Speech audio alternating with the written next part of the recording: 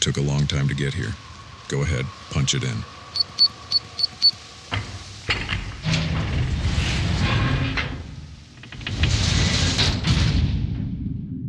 Whoa. Welcome to the bunker.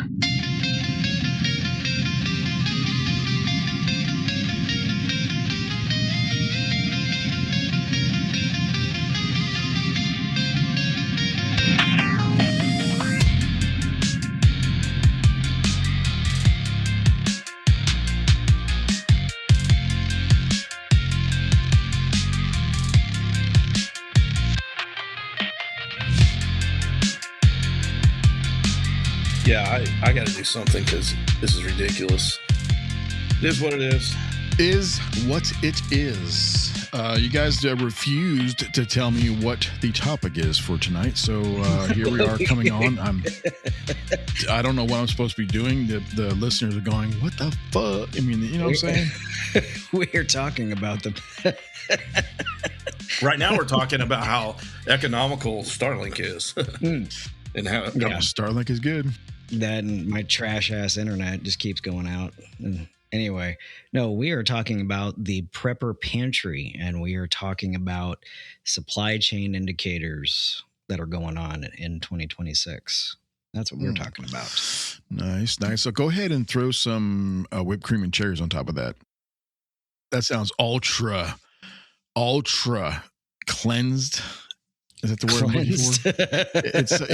It's like a doctor just said it. You know what I'm saying? Cleansed is what Buddy is supposed to have gone and done already, but he won't go to the doctor. So. I did it in a box, man. You did it in a box. Nice. Yeah, you can just do it right in the box and mail it back to them. I don't think that's the same thing, buddy. I definitely think you need to go get your butthole checked. If they find it, something, and So what about the goings on around the country? Right, there's some kind of a stomach virus or something going around, where people are like exploding poop out their buttholes. So you go ahead. Oh, I'll just tell you who has it. Yeah, I'm not going to say any names here, but I know a guy who traveled recently. I'm not going to even say where he went. You traveled recently? Yeah, it wasn't me. This one wasn't me, but I did get something. Go ahead. Last few days, but this guy traveled to the East Coast and picked something up on the way back, and he said his guts are just not the same. He goes, I don't know what I picked up, and then I sent him a link to, that virus that's going around. He goes, I don't know if that's it, but he goes, my guts, it's really not bad, right. Man. Yeah. It's really bad. It's bad. So when I came off that last cruise, I think I told you guys, please don't tell that story again. Right, but I picked up what I believe most likely was a parasite or hantavirus, not the other one where you're coughing up your guts, but I was blowing them out. Anyway. Well, there was just a couple days ago in the news, somebody said there was another ship that had a bunch of people on it with really explosive diarrhea, everybody, the whole ship. So a lot of times when these kinds of outbreaks happen, they can't necessarily zero in on the no kidding causation of it, but a lot of it, what I know from over the years of just, how these outbreaks happen and they're like, well, don't buy the lettuce from this particular store from this date to this date. A lot of times, honestly, and some of these, let's just say Walmart versus Piggly Wiggly. Okay. So Piggly Wiggly's, you're usually out in, the urban areas or rural areas. I was about to say, is that like what is a Piggly Wiggly? Oh, a Piggly Wiggly? Yeah, you don't know what a Piggly Wiggly is? I never heard of a Piggly Wiggly. It is it's a grocery store chain that is very, very small, not just in size, but their overall numbers. Oh, you see them mostly we had them over in small towns. Yeah, small town grocery store. Anywho, a lot of those smaller grocery chains will buy directly from a producer, right? So Walmart buys en masse from many different producers. And the issue is that people, when they buy these vegetables from a grocery store and they take it home and they immediately start doing whatever, they don't wash their vegetables. And sometimes whatever was on the dirt or whatever, the person handling it, it got bagged and it got sent, and you just consumed whatever was on there. So that's what's causing some of these issues. Now, I had what I had. Missy was just recently on a trip with one of her grandsons and that side. And while she was down in Disney, it hit her, and it hit her hard. And it's still, oh God. Yeah, it's still hitting her hard. And I'm not even going to go into details, but please don't. I'll just say it was unpleasant for her, and it's still, unpleasant. And that's happening like, I'm sure she wants to tell you, she wants you to tell her whole life story here. Oh, absolutely. Absolutely. But it was pretty bad from what I understand. And I will just say that when it hit me from that vessel, and I had mentioned this before, there was only one other person that responded that they had eaten at the same place on the same day and had something similar to what I ate, but I didn't have any vegetable material that day. So there's no. I wonder what the protocol is on a ship, on a vessel, coming into any port. I wonder what the protocol is for quarantine. Like, at what point do they have to quarantine and not let people on or off? Like is it 10 people sick? Is it 20? Is it 100? Like, what's the number? I don't know. I mean, I'll just say this: there's probably some kind of a protocol for that. I'm sure there is, but they have a chief surgeon that is there and a medical staff on each ship and stuff that they'll make the call. But yeah, and it's weird because they have crisis actors, and I always love talking about conspiracies. But when that whole thing was happening with these different ships out there, and they were like, "Yeah, we can't dock." You remember the guy that they interviewed? Like, that's that one guy that kept showing on like CNN and MSNBC and all that. He just happens to show up every time that happens.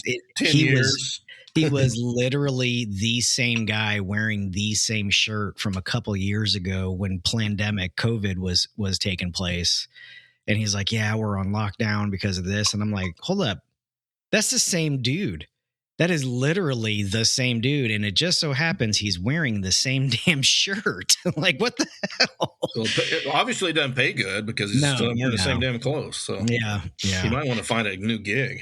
But yeah, so the lesson learned is even if it says pre-washed, wash your veggies, not with soap and water, but like wash the stuff that you get and wash your hands. Remember that stuff when you were a kid and they said, hey, every time you use the bathroom, no matter what, make sure you wash your hands. Oh, it's prerequisite around here. It's law. It's written into the law because everything outside of this house is chicken shit. Is filthy. There's chickens and there's bugs and there's everything's out there. So every single time you walk back into the house, you've got to wash your hands. It's protocol. Yeah. This is what we have to do. Yeah. I've been told I actually wash my hands too much, but I'm like, okay, cool. I'll just keep washing my hands too much. I don't care. I actually remind Rhonda. Sometimes she gets irritated, but she'll be like cooking or something. She's like, oh, I gotta go check something. She'll run out and then she'll come back in. I'll be like, wash your hands. Yeah.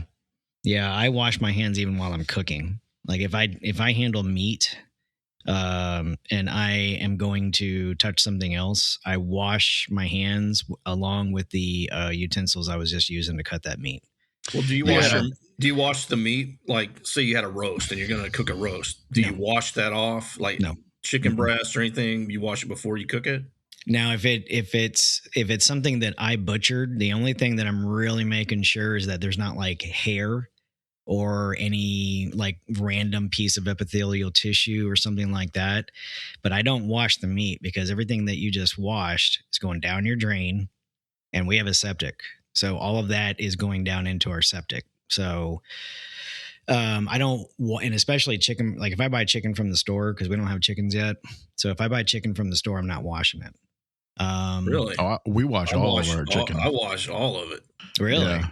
Okay. Well, I mean, the only thing I don't watch is like prepackaged sausages or like steaks. If they look really good, like I probably won't rinse.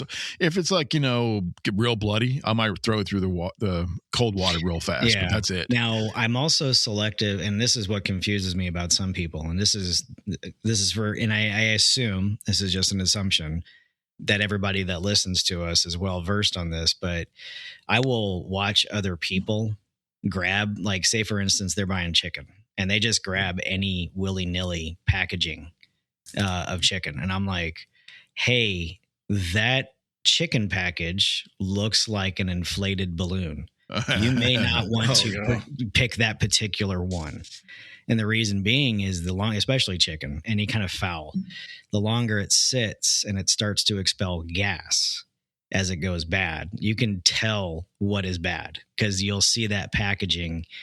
And I'll look at the packaging thoroughly before I pick any kind of package of chicken. That's for me personally, that's one thing I definitely do. I learned that from a bad MRE. It was swollen. I was like, oh, it's not that swollen. Yes, it is. It's always that bad. Oh, no. Yeah, it was. Yeah. And falls that right kind along line. If it actually falls along the same lines of what we've been talking about.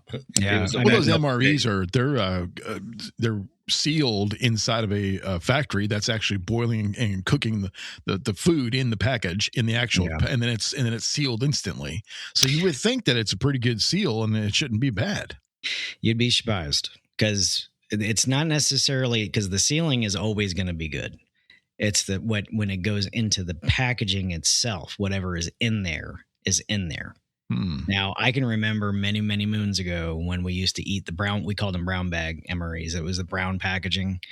And I had a chicken and rice, and I could swear that chicken and rice was moving.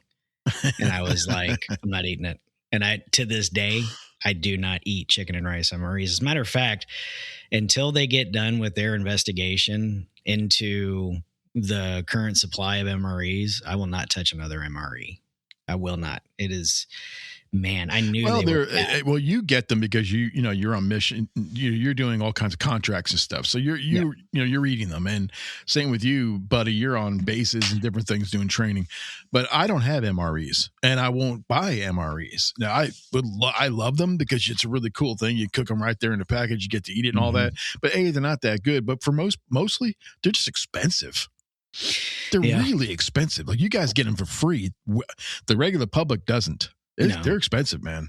Yeah, my kids used to think they were really cool, and one of my sons, when he joined, he's like, "I can't believe I used to think these things were cool." I think they're awesome. They're really cool. When I was a kid, now this goes way back from when my mom was in for 20 years, and she retired in 90, and she was part of the Vietnam conflict, and she used to bring us home old school, and I mean old school MREs and tea. We had a fruitcake. It was a dehydrated fruitcake. Like they had a dehydrated beef patty. Like you had to bite off a chunk of it and like put some water in your mouth, and it would. You remember those little capsule things where it had a dinosaur, and you put it in the water and it would swell up. That's what it was like to eat the dehydrated beef patty.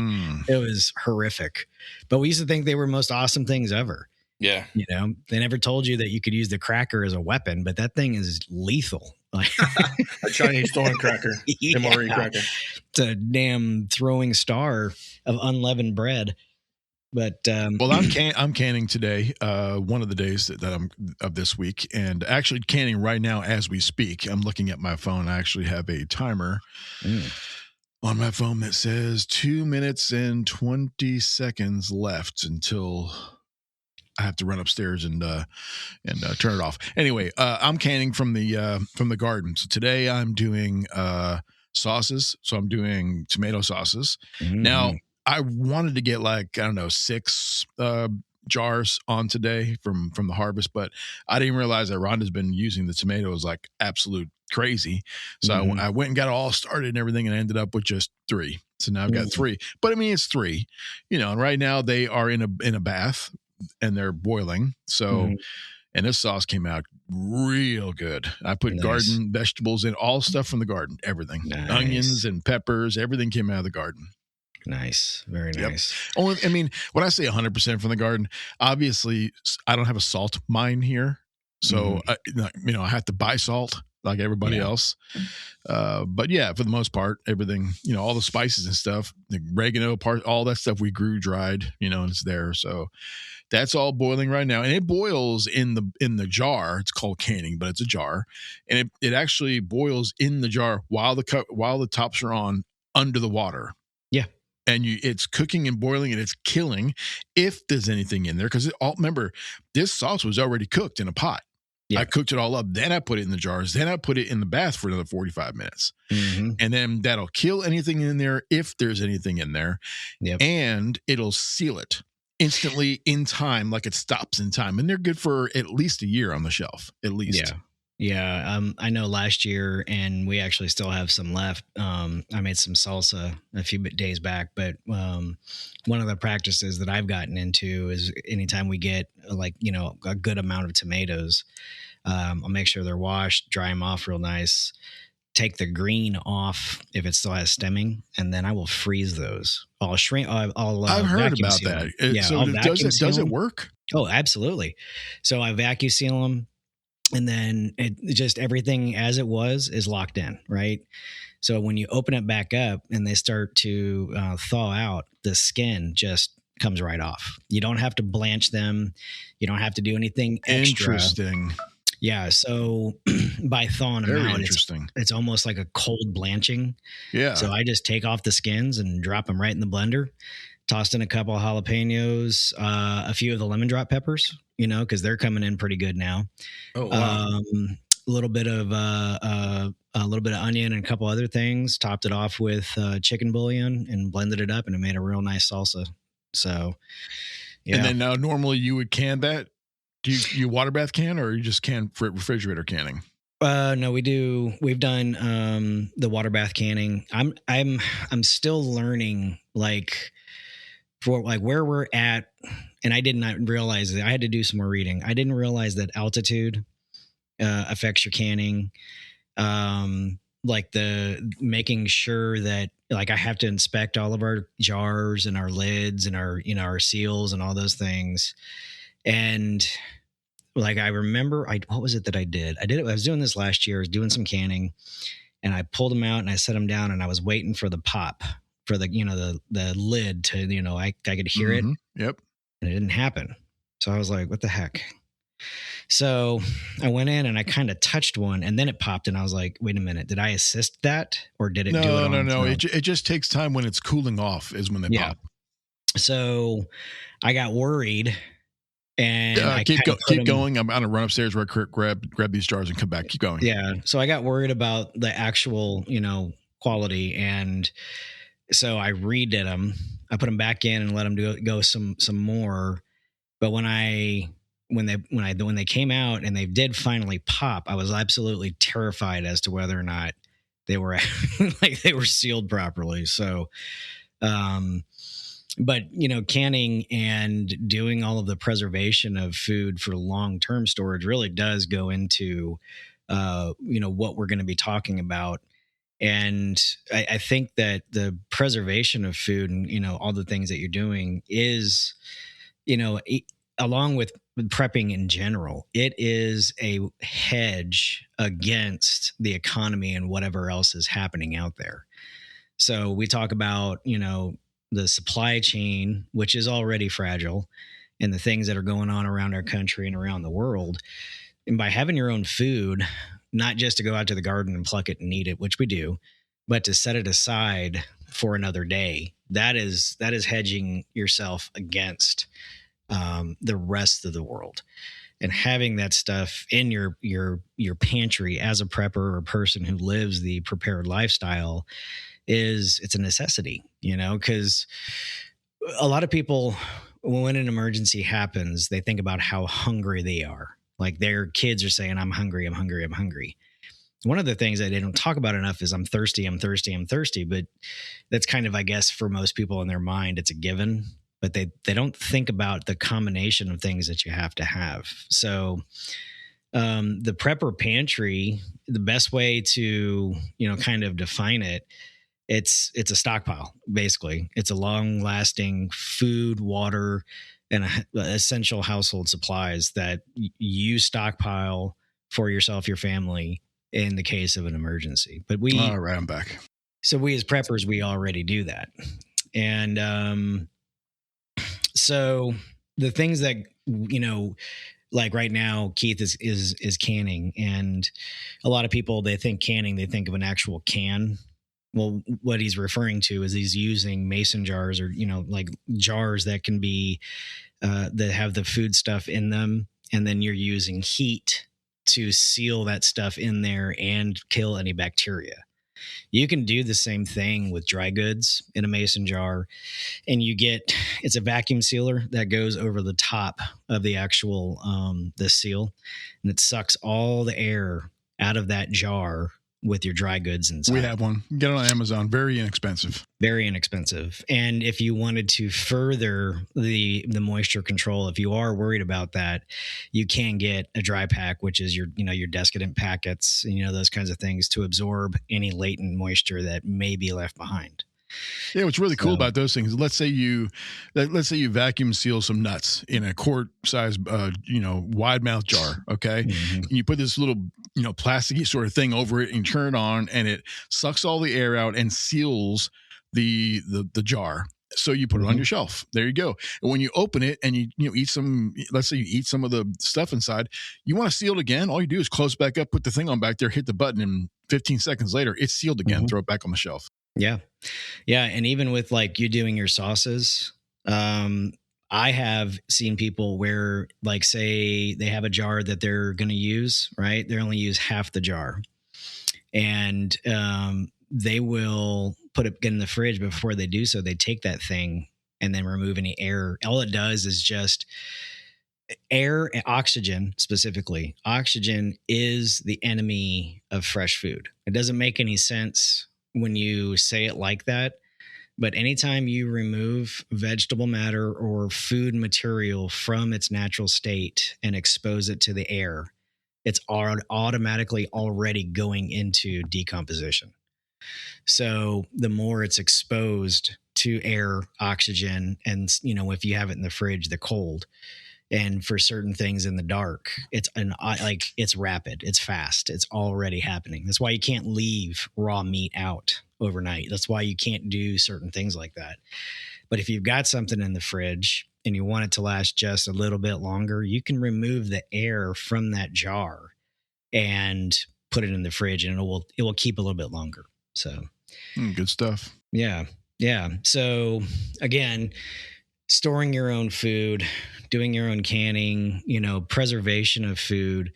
These are all hedges against whatever else is happening in the world. And you can always tell the state of the world by the price in the grocery store and the price at the pump. Like it's an immediate felt implication of what's happening in the rest of the world. Yeah. And another thing about the whole canning thing is you can go to a grocery store, just any old grocery store, go to the produce aisle, get a whole bunch of produce, meats, whatever you want. You can cook up some meals and you can can them and water bath them and pressure water bath them if you're doing meats and things like that, which is a whole nother type of water bathing, and put them on the shelf. You're good to go. But here's the thing. You're still getting the GMO type stuff and all that because you don't have your own garden, this and that. But so my thing is this: you can just go to like a farmer's market and get really great produce and do that same type of canning. If you don't have a garden or anything like that, you can do that. But if you're going to actually buy stuff from the grocery store, to any old grocery store, and you're going to try and can it, I suggest you just go to the canned food aisle and just get some sauce right on the shelf and stick it on your shelf, because basically it's the same stuff. It's got all the same stuff in it, same preservatives, all that junk that's in there, and it is calories and it's cheap. You can get very cheap tomato sauce and pasta, very, very inexpensive. You could probably go in there with $20 and come out with a load of stuff and just stick it on your shelf, and you're good to go for a year for pasta. And all you need is a jar of sauce and a thing of pasta, some water, and you're good to go. Yeah. And I always tell this to people, because ever since I started with you guys on this podcast, people ask me, random questions. And one of the things that I've been asked before is about actual like cans of food. Say you buy a can of corn, for instance. I always suggest that you buy food that your family will actually eat, not food that they're going to be like, dude, this is the 14th can of pinto beans. Like, I'm done with canned pinto beans. Like, whoa, like, you got to be able to buy food that your family will eat. And if you're buying cans, there's two things that you got to remember. First in, last out. So you have to rotate. And if you're, say, for instance, I'm going to buy 5 cans of corn, but I've got, say, like an extra, X amount of dollars. I'm going to go ahead and buy a couple of extra cans. And as I'm going through that rotation, the ones that I put in first in, first out, not first in, last out. That's a Pathfinder saying. But first in, first out. FIFO. I was thinking Philo? No, I think it's FIFO. It's first in, first out. So you put that can in, and that first can in is the first one that you're going to use. And you keep track of that. That's how you keep your stuff stocked. But the second thing about cans is it may say freshness until or use by date. For cans, the rigidity that it takes to go into the can and be inspected and be approved by the USDA is pretty extreme. That freshness date by is kind of loose. It's not necessarily a hard date. The biggest thing you can do is look at the can itself. And it was kind of like with Buddy talking about that swollen MRE. Cans that have gone bad, cans that have any issues on the inside, they'll start to swell. They'll start to get kind of this weird bump on top. And if you see that, immediately get rid of it. Well, so, something I learned, that every can, it's a law that they have to have best by date on it. Mm-hmm. And a lot of those dates of those cans are because the food will actually outlast the can as long as there's not a breach into the can. Right. They put that best by date on there because that's when the can will start to break down, like the earliest date. So going beyond that, as long as you inspect the can and there's not, sometimes dents, if there's not a breach in the can, it'll still be good. And it's kind of like your medications. Your medications go way beyond, but they have to have something on there. Yeah. So I'm not telling you can go 5 years on a can of corn, but I've eaten a can of food that was 2 years after the freshness date, and it was perfectly fine. Yeah. So it's mainly the vessel it's in. And if you really and I heard this and I was like, okay. And so I went and looked, and the guy also said, those cans that have the, I don't know what you'd call it, little tab on there that you can pull it out compared to using a can opener. The easy opened. Easy opens. Yeah. The pop tops, they last less time than what the same can of the same product that's sealed that you can use because they're slightly compromised. That's when they put that indentation in there, that pop top, that's slightly compromised. It's a very thin section of a can. Yep. Yeah, like I noticed we use a lot of Rotel when we cook. It's a cheap, easy way to throw in that stuff. A little bit of spice and a little bit of veggie. Yep. But they started offering those in the pop top cans, and I was immediately suspicious. And I'm like, we're not buying those. We'll just stick with cans. And here's another thing people don't think about. And I don't know why people don't think about this, but buy a damn normal hand used can opener. Stop buying electric can openers. Yeah. If the power goes out, I don't know if you've ever tried to use a spoon to open a can, but it sucks. Like it can be done. Like you can open up a can by smashing it on the ground, but it sucks. So buy a couple of cheap, can openers, man. Have that ready. Prepper brothers and sisters, we'd like to remind you that the Tops Bunker podcast now has its own YouTube channel where you can listen to all our episodes and watch some videos as well. We have live events planned for this summer and giveaways, so don't miss out. Please stop by the new channel and subscribe. We need those subscriptions and appreciate your support. YouTube.com/TopsBunkerPodcast. Hit the subscribe button and comment as much as you like. Now, back to the show. I carry one of my camping gear, and I was going to talk about it later, but we lost our electricity for quite a good amount of time this weekend because of a storm, and so I had to go dig that thing out. Dude, I still got a P38.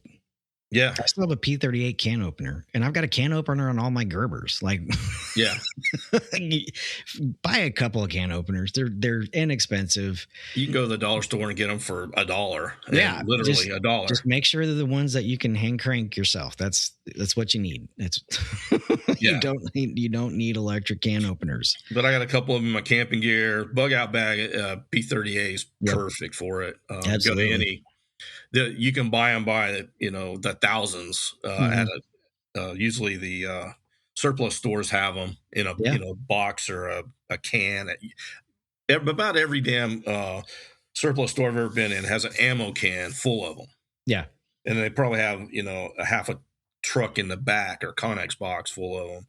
And for our listeners who don't know what we're talking about, a P38 it's a can opener, and it's a small little handheld thing. I'd say it's the original ones are about the size of a book, a matchbook. And we used to wear them around our neck on our dog tags. Yeah, we would wear it around our dog tags or whatever, and the little can opener part would just flip down, and you would dig into the can and just open your can. You can Google it, see what it looks like, and it'll be like, oh yeah, I've heard of that. So I would just tell you those are also good to have in your stuff. So, but yeah. So the Prepper Pantry. I just had to look it up because I was trying to figure out what is a P38. Yeah, I've got several of those. I didn't know that's what it was called. They're kind of hard to use though. They're not terribly easy. Yeah, if you've never used them, it's kind of like that 10% rule. Like you got to be 10% smarter than the equipment. Yeah. But we used to use them all the time. Especially when I very first came in. That was in '94. I can remember using that in the field a lot. Because some of the stuff that we would get, like we have cooks, but really what are they doing? They were just bringing stuff out that was basically an industrial size MRE and cooking it for us. I'm like, ooh, cool, hot chow. I'm like, why are the eggs green? Like, why is that a thing? That doesn't make any sense. But yeah, we used to carry P38s with us all the time. Yeah, I think I saw my last one that I finally, I don't know where it is now, but I used it the last time in 2010. Mm-hmm. So I need to definitely get some more of them. Yeah, it would have been nice to have that when I was in Helene. That would have been good. But I will say that the hotel, because the hotel had and I think I told you guys about the restaurant where we were trying to get everything cleaned out of the freezers and fridges before it turned into a stinky mess. But they did have the big, because it's a restaurant, so they had big cans. Those big, what are they called, number 10 cans? Number 10 cans, yeah. Yeah, like different vegetables and beans and stuff. So we set all that stuff aside, and we were trying to consume the stuff that was going to go bad first. But the Prepper Pantry itself, it's a generic phrase. It's the food, it's the water, it's your stuff, it's your supplies. And if we're talking about the food part, a couple things that you need to, when you're looking at what am I going to store, just for the food, you got to think about proteins, your carbohydrates, nutrients overall, your fats, and of course, water. Not just water to drink, water for preparation and water for cleaning.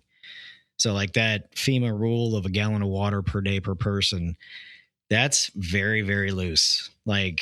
In reality, you should be calculating 2 to 3 gallons realistically per person per day, because you got to drink the water, right? But you also have to cook, and then you have to clean up afterwards. Because if it's hard enough to keep your stuff clean now, imagine if something really were truly gonna happen. Buddy, you were talking about your power being out for how long was it? It was a week, you said? This is a test from the emergency podcast system. Had this been an actual emergency, you would have heard this instead.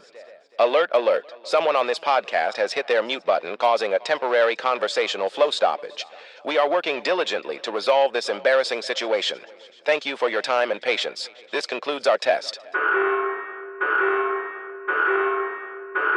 And Buddy's gone.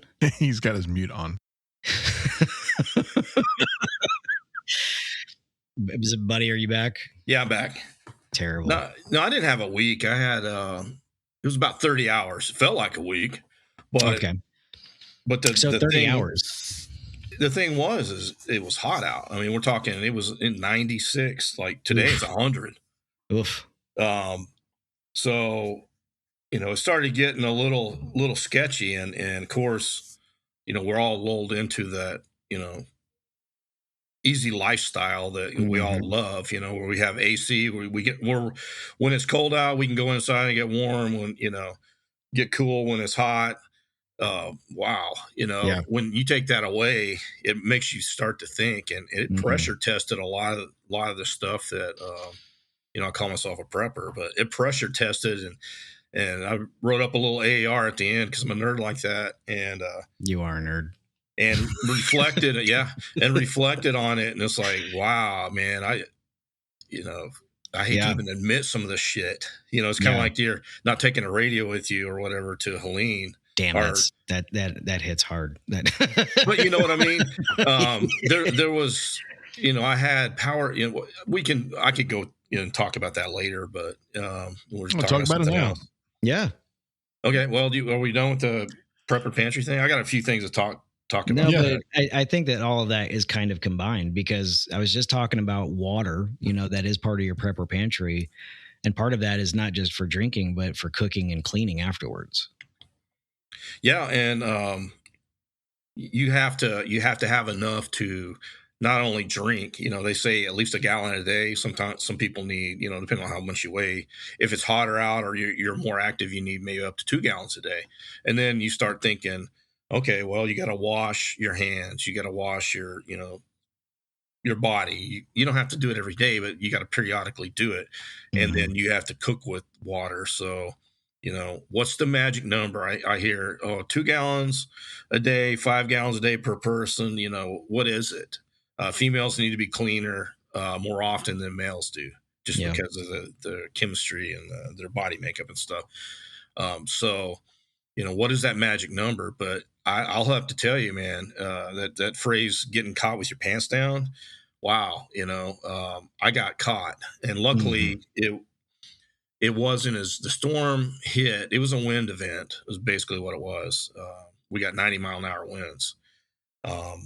And it blew telephone poles down. We didn't have electricity for about 30 hours. Is more of an inconvenience than anything else, but wow, after about, 8 hours, we decided to get the generator out because it wasn't going to come right back on. And that's when the power company starts to, start giving you their assessments and stuff. And they're like, oh, this is Sunday night. They're like, oh, we will probably won't see electricity in your area till Tuesday night. And we're like, oh shit. Which a lot of times they'll give us a longer. They'll give us a worst case scenario things, and it always gets turned on sooner. That's pretty much what what I get out of the whole thing, just with experience. But man, did it! It was just a big inconvenience thing. So we're running a gas generator. Well, I go to start filling up the tank of the gas, get it set up, and we start running things. We kept tripping breakers. There was a little, we'll call it a disagreement on what should be turned on and what should not. Do we really need the Wi-Fi, or we'd rather have, the AC? Do you need the upstairs lights and everything on, or is it, and there was just a difference in opinions on what we really needed, because the generator wasn't gonna, it wasn't a Generac or anything like that. It's gonna, which I'm looking into to run the whole house. There's this. A lot of people think, oh, I can just get a 220 outlet and plug it into my generator, and bam, I got the whole house. Well, if you got the big enough generator, yeah, sure, but then do you have the fuel? I usually have about 30 gallons of fuel sitting around in cans, and so I've been in the, like where you're talking about the prepper pantry, where you go in and you last first in last out, or first in last, first in first out, first in, first up. So I was rotating my gasoline that I got in like March, and so I've been using it in the lawnmowers and doing, because that's about the only way I can use it. So the other day I was like, man, I'll just go ahead and take the rest of it and fill my truck up. Mm-hmm. I filled my truck up, had all these empty cans, and then all of a sudden the storm came through, and I had about 2.5 gallons out of 30. So lesson learned there, right, dumbass? So is that regular gas or diesel? Regular gas, okay. Just regular gas. Now let me ask you this: when you're running your for your generator or any of your small engines, what are you using? Just like regular unleaded? Because I know what I only use ethanol free in any small engine. Yeah, it's the premium stuff, and it tells you not to use like E85 or whatever. So we have to use ethanol free. Mm-hmm. And it's cleaner and it burns cleaner. You don't have the exhaust problems, where you got to go in and clean the exhaust and stuff. Yeah. And luckily I read the manual on this to find out what to use, and because a lot of people just go out and buy the cheapest gas. Mm-hmm. Well, it doesn't last as long. Yeah. And it might not be what you need for your machine. So I failed miserably on the gasoline storage. But they're all full now. I'll tell you that. We did. What kind of like when the storm passed and it was done, what kind of temperatures were you guys having? Well, luckily it cooled off, because it was we were supposed to get the storm the next night, and they really didn't say it was going to. Weird thing about Western Oklahoma and Texas Panhandle, storms will pop up out there. So usually they start hitting coming out of New Mexico, or usually coming out of New Mexico or Kansas, and they get out to Western Oklahoma. It's very dry out there, and they just explode. Yeah. I mean, you can see a little pencil mark cloud, in Western Oklahoma, and then by the time it starts to move east, and it generally always moves east or from the northwest to the southeast. Yeah. And it just builds and builds and builds. I just remember watching this, and I was like, oh, we are screwed. And just I've taken a couple weather schools, just amateur stuff, and was watching it, and I was like, this is going to be bad. This is really going to be bad. Yeah. I can remember living out in El Paso, and in South Texas, but more in the desert. The weather patterns generally in our country travel from west to east. But the storms that would begin in California and then push over, and it hits New Mexico and it's picking up speed, and then it would collide with the mountains right there in El Paso. So you got this west to east wind, and it's already moving fast, but it would hit the mountain and come up and over. And when it's coming down the other side, man, it is hauling ass. And the storms, it was always the wind, then the dust, and then it would start to rain. It would actually rain mud, because all that dust that was in the air is mixed in with the clouds, and it's literally raining torrential, like mud storms. And then it would clear out. It would be nice for a couple hours and then turn into desert heat again. It was horrible. Yeah, this thing popped up, it went from a little bit of rain, and all of a sudden the winds kind of picked up to about 40 miles an hour. And so I'm sitting on this back porch just watching it. And then I thought, maybe I need to get, because there's a pool out there, maybe I need to get some of the pool stuff out. So I started grabbing all the pool stuff, stuff that would be launched. And next thing I know, a coat rack hits me in the head. And I would kind of ring my bell, and I was like, "What the heck?" What the fuck? Where did a coat rack come from? Well, it's on the porch, and we hang up wet clothes, wet towels and stuff from the pool. And so the next thing I know is like, okay. I'm like, I get it. It's Oklahoma. It was a neighbor's coat rack. There's some trailers out there, but like, where did a coat rack come into play? So I get my bell ring by the coat rack, and then it started just pouring, and possibly I don't know if it was hailing or not, but there was hail in the forecast. So I thought I better go for cover. So I walked underneath the porch for cover, and one of the pool umbrellas, the sunshade umbrellas that has a base, it wasn't tightened into the base. So instead of, flopping it over, if it was tightened in, because the base is like, I don't know, 30, 40 pounds, it picked it up, launched it, I don't know, 30 feet into steel base. Well, the steel base, it pulled it out of the steel base, right? Pulled the umbrella. So it blew up like Mary Poppins. Like Mary Poppins. It opened it up, and then it sent it into and I thought it was a concrete planter that's by the pool. You put plants in it and stuff. But it was a plastic one, but it's a very thick plastic, very thick. Rubbermaid or something. Yeah, very thick. And it shot it about 12 inches into that.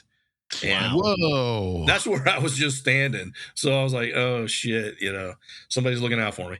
But I just remember pulling it out going, okay, is this the end? Is this the end? Is this the end? But I was listening to cracks of trees. There was limbs coming down. There was in another part of Oklahoma City, way south of me, southwest of me, or southeast of me, there was 100-year-old trees that were, you can't even reach around them, that were uprooted. There was it was just crazy.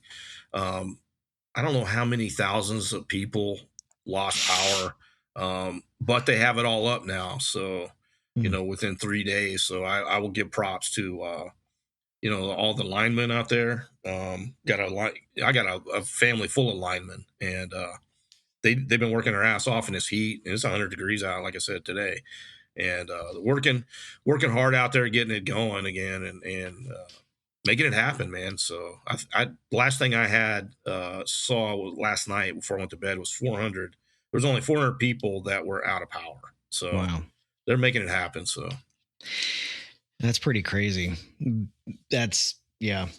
But imagine with that kind of heat afterwards in such a dry environment, and trying to consume enough water to stay active and do the things you need to do, but not having the coolness to go to. Oh yeah, yeah. And the house never we had the night we got power. We got power like 2:30 in the morning. We just heard something, and we thought the generator went down. I was like, shit, okay. Because it usually goes, you fill it up before you go to bed, and about 2:33, as soon as you get into great sleep time, it usually goes off, right? So I went out to go put water in the, gasoline back in generator, but it was generators running. And I was like, still have a sleep going, what's going on here? And I look over to the shop, which is on a separate grid, and somebody left the shop light on. So I was like, wait a minute, we got power.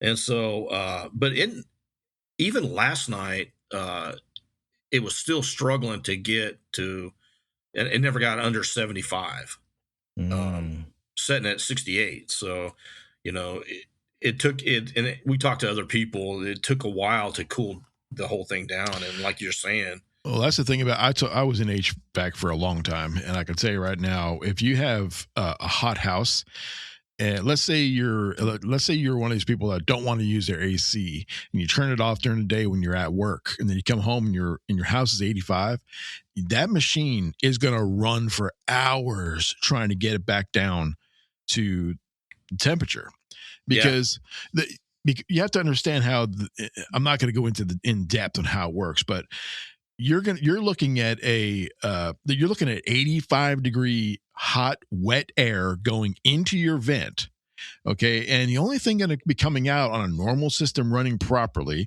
with a very good filter and everything is going good, which most people don't have dirty filters, you're looking at 13 to 16 degrees below 85 coming out.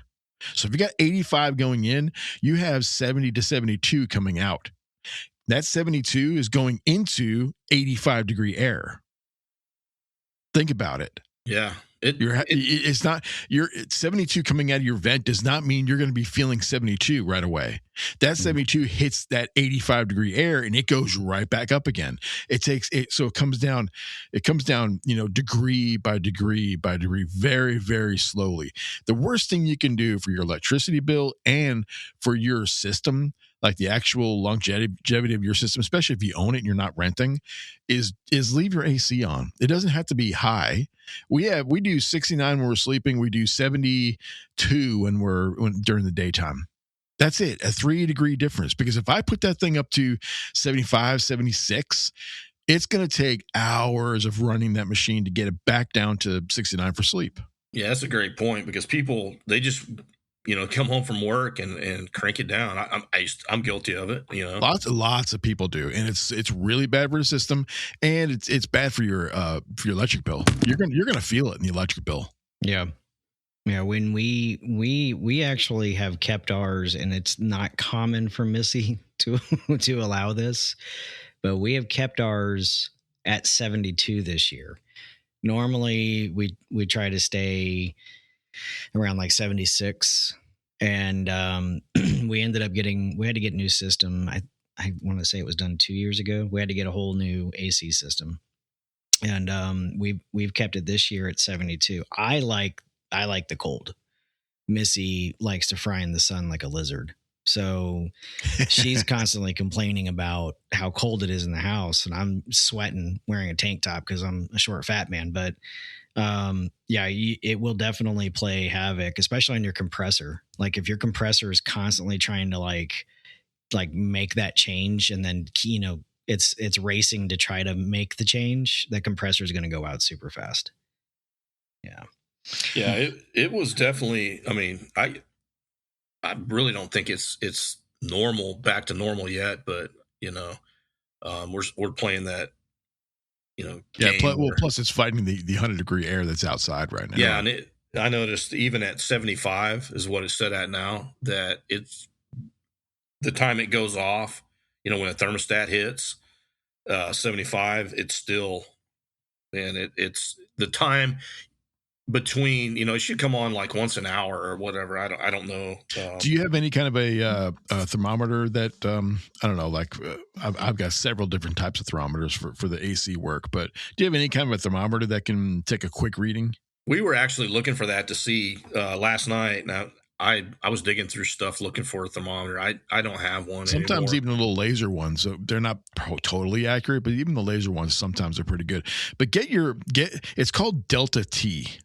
Okay, Delta T is the difference between the air going into your register and the air coming out of a register. So your intake, where your air is going into that's not really called a register, but where it's going into the machine, you take that temperature, and then you go and you take the temperature of the register where the air is coming out colder or hotter if it's the wintertime. And in the summer, a very good Delta T you're looking at 13 to 16 degrees. Some HVAC techs will go up to like 18. They'll push it. And you can if you want to, but I just think it's too much wear on a machine. Anywhere between some people go 10 to 15. They say it's okay, but I don't like 10. It's too low. 13 is where I like to stay at the lowest point. If your machine is coming out 13 degrees less or up to 15, you're doing good. It's running properly. If it's not, if you're only getting like a 5-degree difference, if you're going in 80 and it's coming out 75, you need to start checking some things. You need to check that AC filter, because that's going to, if you choke your machine out, it can't do its job properly. So if you got a dirty filter, you will not cool the way you think it's going to cool. All you're doing is the machine needs to be circulating air in order to change the temperature. That's the way the machine works. Yeah, that's a good If point. the air is not going in, it doesn't work properly. Yeah, it's as far as the when you start getting into the 100-degree temperatures and stuff, and you start looking at it's not only just I bitched about it. Oh, I'm so hot, I'm tired of it. It's 90 degrees out, but you know I'm fairly young. Well, I'm over 50, but it becomes with the Yeah, you're old. elderly. Yeah, okay. Really old people, that it becomes a health really concern with them. In New York, a lot of people they're not used to it, and this is something me and the girlfriend Oh talked no, dude! I about grew up in New York, New Jersey area. We didn't have central AC. in the Nobody had 90s. People, central AC. when people get into the 90s up in the northeast side, northeast coast up there, It's bad. it's bad. I mean, people start dying and stuff, and Yeah. I kind of giggled. I was like, well, people are dying. I mean, come on, but As you they're get not used to older, it. especially with the heat, it becomes more difficult for your body to self-regulate body temperature. So, I mean, as you get older, and like for instance, my mom, she's 76, and we were in the Grand Canyon. I'm sweating like a fool, and I'm like, "Aren't you hot?" She's like, "No, I mean it's warm, but." And I looked and I was like, "Mom, you're not sweating. We need to get inside." And she's like, "No, I feel fine." I'm like, "No, that's not good. The human body is supposed to sweat as a natural defense against the heat. So that way, when a breeze hits it, it cools you off naturally." I was like, and I learned as you age, your body's ability to regulate its own temperature and fight that kind of starts to dwindle away, and it can be very, very dangerous for older people with extreme heat and extreme cold. So yeah. It's a thing, and I've been a heat casualty several times in my life. I mean, from the time I was a kid, I wrestled, and we put on the plastic suits and run around in a sauna and ride a bike and stuff. And I'd pass out. I passed out catching. Military. I've been a heat casualty and stuff. So I have to. When other people can take water and drink it, it doesn't do the same for me. I have to drink a lot of electrolytes. So How old are you? 55 or 54. 55. Okay, so you're technically a senior. Oh yeah. I mean, 65 is I don't have technically a senior citizen, but I know you've been getting stuff from. I don't have my AARP card or anything. Come on. You should, because 50 is AARP. Okay, that's official, and 55 is where most senior discounts, restaurants, and things like that. Oh, wait a minute. So Don't tell me you haven't been getting that. Everything. I know you've been getting that mail. Missy's been getting that mail. Dude, I get that mail. I got the mail years ago, and it would piss me off, and I'd throw it away. And I'm not in ass to bust your chops, but I'm 57, and I'm out in the heat most of the time all day. I mean, I spent the entire day yesterday outside working on that damn lawnmower all day long, and I built a tent over the top of it with using just different types of material. I had an old pop-up thing that was busted. I tried to put that thing together. I slapped it to a tree lashed it to a tree with rope and all kinds of stuff. Threw a tarp over the top of it, blue tarp and everything. But I know when it's time to come inside. Yeah, I have to, I have a drink with me, cold drink, and I got a bench. I can sit down. I got to take breaks and things like that. But I know at one point I can go, you know what? I need a drink. I'm not going to drink this. I'm going to go in the house, get the AC. I'm going to drink. And I have in my freezer, I've got, they're made for headaches, but they're these gel things you put on, they're like skull caps, what you wear in the wintertime, but they're made of gel, and they're like instant freeze your heads. And it's really great if you got a bad migraine or a bad headache. It's just it's amazing.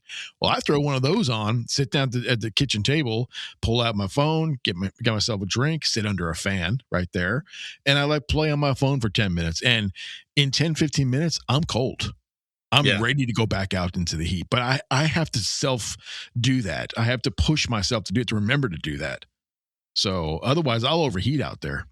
Yeah, and I think people, they get lulled into, People that are in their 30s, if they're listening right now, are think that we're joking. Because when you're in your 30s, your 20s, your 30s, you're doing it all day. You're in this. Some people are landscapers and they're in the sun all day long. I was when I was a early teens, 17, 18, 19, even 15 and 16. I was working landscape crews, and you're out there all day long. Just in the, you don't even have AC in the trucks back in the day where I was, going. Yeah, that's why I quit. I quit my landscaping company. I was like, quit my own company. I was like, this sucks. I can't do it anymore. It does. I physically couldn't do it anymore. And Right. the family's begging me to When you're quit, 50, 55, you got to be careful. You're not 25, 30 anymore. So you made the good call. Did you get any money for it? Yeah, I got a little bit, but There you go. Okay. You sold it. Yeah. So, I mean,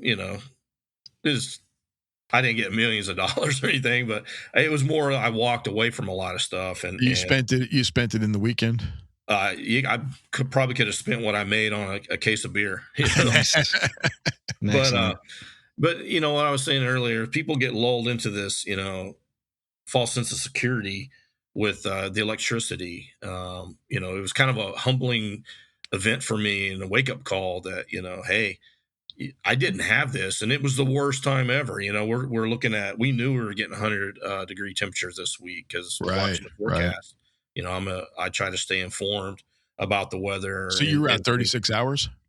Around 30 is what it was. And, so your fridge stayed cold. Your freezer stayed cold. As long as we didn't go into it.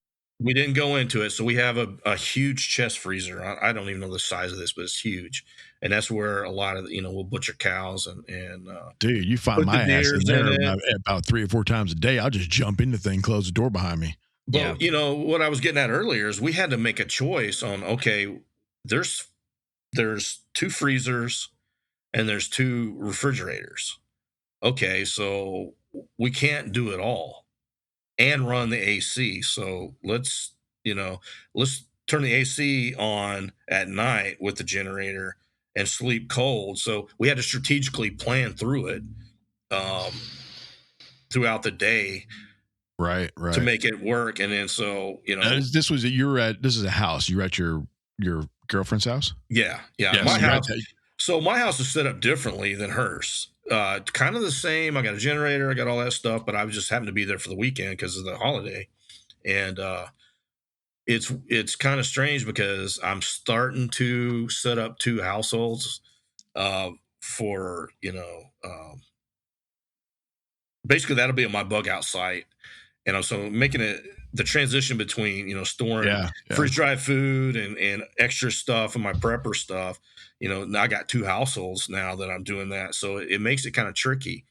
And paying attention to, your prepper pantry, of water, I got plenty of water here, but I need it over there. I don't have to take as much. We went through 4 cases of water over that weekend because I went to Costco and got 4 cases of 20-ounce bottles of water. But at my house I don't have that problem because I store differently. So it was a lesson learned thing. I learned from a few things. Got my pants down a little bit with the gasoline. Was able to cook.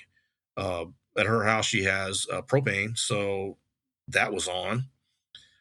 So we could cook. I busted out the Coleman stove and started cooking up. She was, hey, we got propane. It's works. And I was like, oh, okay. That's cool. Yeah. So, but sometimes you'll have to choose of what you need for survival. And you just gotta, we say this a lot. You need to think through the problem and try to find a nice solution. But how does your AC attach to your generator? So at both houses, we did a 220. Luckily, I know enough electricians that are friends that you can buy them a case of beer and they'll put in a 220 plug for you. And then they put it underneath the box. And I don't know electricity at all. I know enough to stay the hell away from it.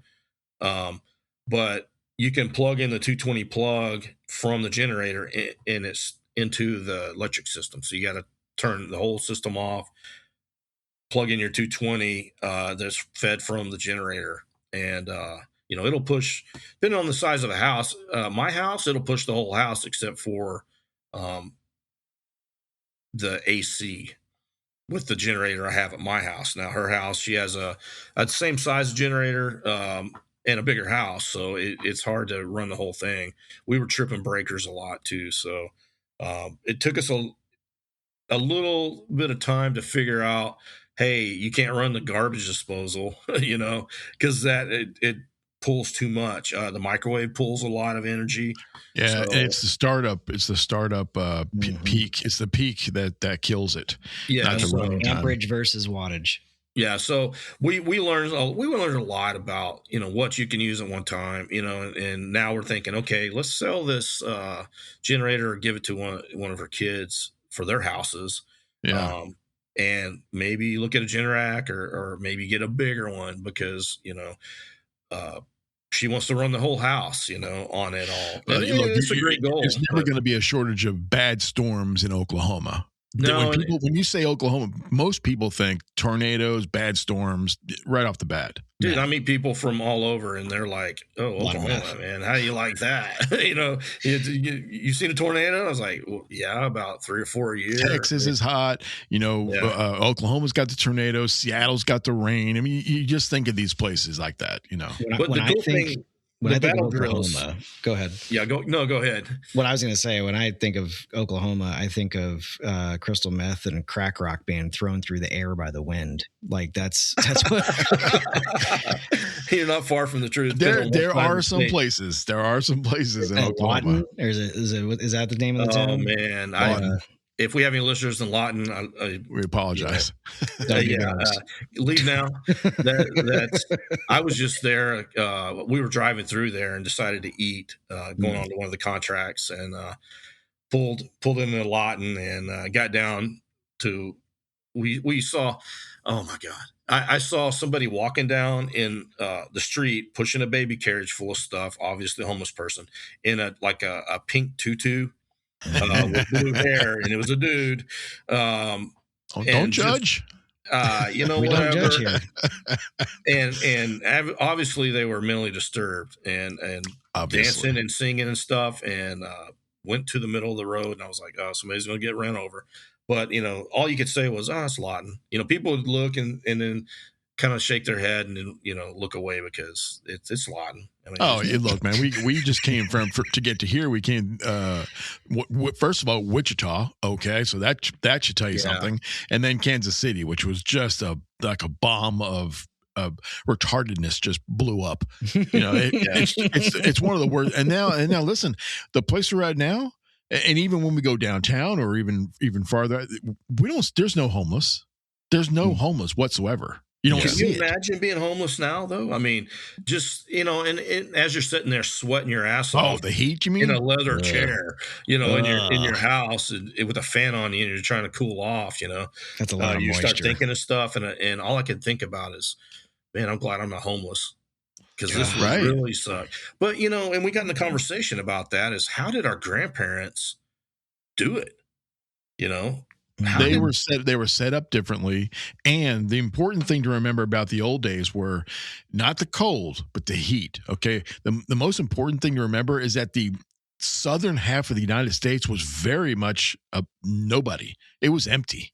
Yeah. It was like, very few people were in these little towns like Austin and Dallas and places like that.